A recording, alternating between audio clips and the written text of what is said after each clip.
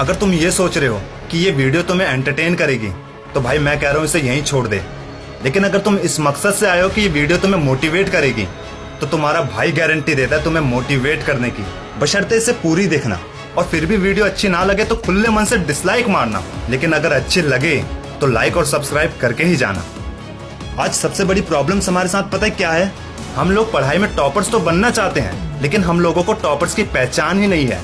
नहीं, क्लास या एग्जाम में हाईएस्ट मार्क्स ले आया तो बंदा टॉपर्स। अरे नहीं यार, जब तुम स्कूल या कॉलेज से पास आउट होने के 3-4 साल बाद अपने दोस्तों से मिलोगे तब तुम्हें हैरानी होगी, जिसे हम असल में टॉपर समझते थे वो तो बस एक ऑर्डिनरी बंदा निकला।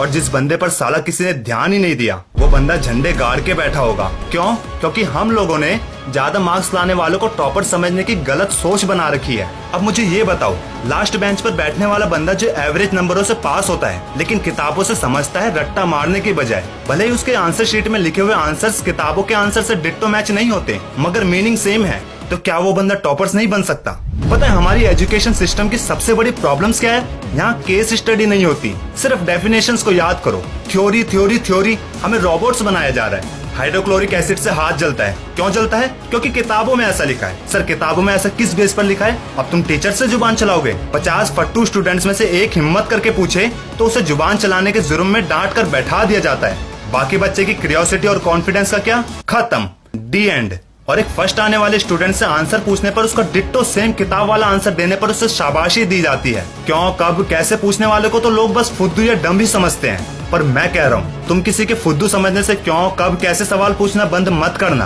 क्योंकि ये छोटे छोटे क्वेश्चन ही तुम्हें कामयाबी तक ले जाएंगे। और मैं अपनी हर स्टडी मोटिवेशनल वीडियो में कहता हूँ क्लास या कॉलेज के मार्क्स से तुम्हारा फ्यूचर डिसाइड नहीं होगा। बाहर की दुनिया बहुत बड़ी है भाई, वहाँ तुम्हारी काबिलियत और तुम्हारा अनुभव जज करेंगे।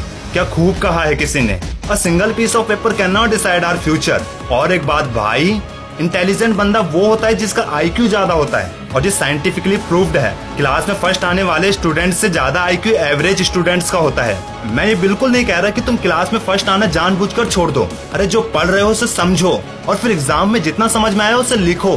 फर्स्ट आना या सिर्फ पास होना ये नियति पे छोड़ दो। मेरा यकीन मानो, ज्यादा शीट भरने से ये बिल्कुल साबित नहीं होता कि वो बंदा इंटेलिजेंट है।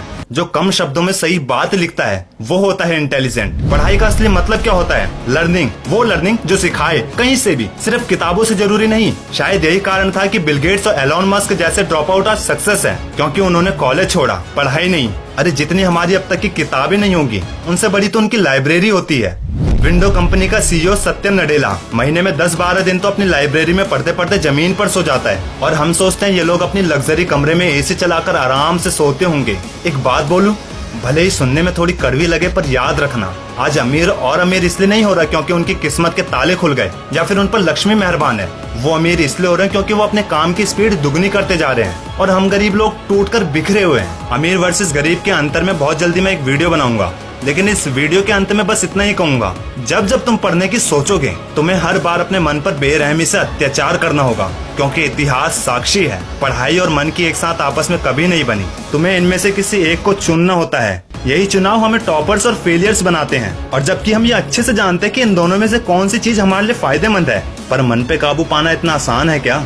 लेकिन एक तरीका है जब तुम मन को साथ रखकर पढ़ाई कर सकते हो, अगर तुम्हें पढ़ाई से प्यार हो जाए तब। वरना तुम्हें तो ये भी नहीं पता होगा कि जब रात को तुम फेसबुक और व्हाट्सएप मन लगाकर चला रहे होते हो तब तुम्हारा ही कोई दोस्त किताबों में मन लगाकर पढ़ रहा होता है। इसलिए जब तक तुम पढ़ाई को एक जिम्मेदारी समझते रहोगे तब तक तुम कुछ बड़ा नहीं उखाड़ सकते। लेकिन जिस दिन तुमने पढ़ाई को अपना मनोरंजन का हिस्सा मान लिया उस दिन तुम ऑर्डिनरी स्टूडेंट से एक्स्ट्रा ऑर्डिनरी स्टूडेंट बन जाओगे। लेकिन इस बात का रिजल्ट कॉलेज या स्कूल के रिजल्ट से मेजर मत करना, क्योंकि तुम उस एक बंदे में से होंगे जिसे 4 साल बाद जब तुम्हारे दोस्त सक्सेस होता देख यही कहेंगे, हम जिसे क्लास में टॉपर समझते थे वो तो ऑर्डिनरी निकली, और तुझ पर किसी ने ध्यान नहीं दिया तो तू झंडे गाड़ के बैठा हुआ है। वीडियो अच्छी लगे तो लाइक और सब्सक्राइब करके अपना प्यार जरूर देना।